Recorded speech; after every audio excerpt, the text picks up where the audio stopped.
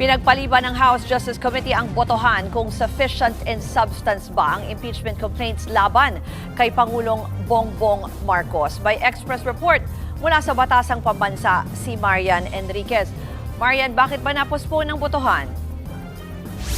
Ruth, hindi pa nga nagbotohan ng House Committee on Justice kung sufficient in substance ang unang reklamong impeachment na inihain laban kay Pangulong Bongbong Marcos. Tinalakay isa-isa ang bawat argumento o offense na inilatag ng complainant na si Attorney Andre De Jesus at inendorso ni Pusang Pinoy Party List Representative Jet Nisay kung nagko-constitute o may tugmang ground for impeachment. Pero ayon kay House Justice Committee Chairperson Jervy Luistro, bibigyan ng sapat na panahon ang mga miyembro na pagnilayan ang kanilang o yung naging deliberasyon ngayong araw. Ang unang reklamo umikot sa grounds na culpable violation of the Constitution, betrayal of public trust at graft and corruption. Masinsing tinalakay isa-isa yung bawat aligasyon o offense.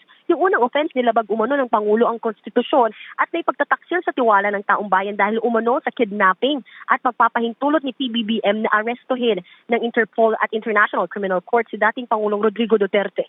Ginit ng mga kongresista sa komite insufficient in substance ito dahil ang pag-aresto kay FPRRD ay may warrant mula sa ICC. Wala raw kidnapping na naganap at hindi ito ground for impeachment. Pinuna ni Congresswoman De Lima na hindi sapat yung nakalatag na allegations ng facts sa time, date, place, occurrence at yung mga sangkot sa anilay kidnapping. Legal conclusion din daw at hindi allegation of fact ang ginawa ng complainant.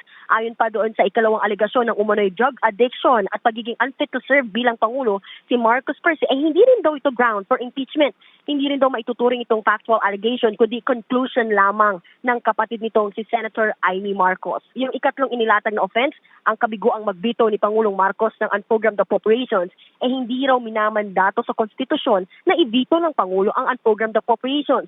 Wala rin daw specification ng acts committed o laws violated ang Pangulo sa isyong ito. Ayon kay CDO Representative Rufus Rodriguez, kailangan daw ipakitang may probisyon sa saligang batas na nilabag ang Pangulo rito. Hindi rin kumbinsido yung mga kongresista na impeachable offense ang aligasyong pagbuo ni PBBM ng Independent Commission for Infrastructure o ICI para pagtakpan umano ang kanyang mga kaalyado sa flood control scandal.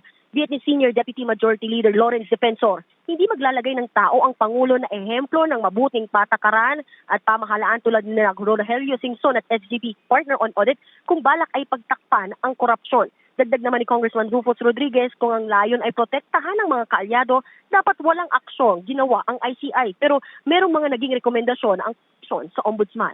Bukas ipagpapatuloy yung deliberasyon naman sa pagtukoy ng efficiency and substance ng ikalawang reklamong inihain ng Grupong Bayan at Makabayan Bloc. Pagkatapos ito ay saka pagbotohan yung dalawang reklamo kung sufficient in substance ang mga ito. Kung hindi kasi ito Ruth, mababasura ang mga reklamong impeachment laban sa Pangulo.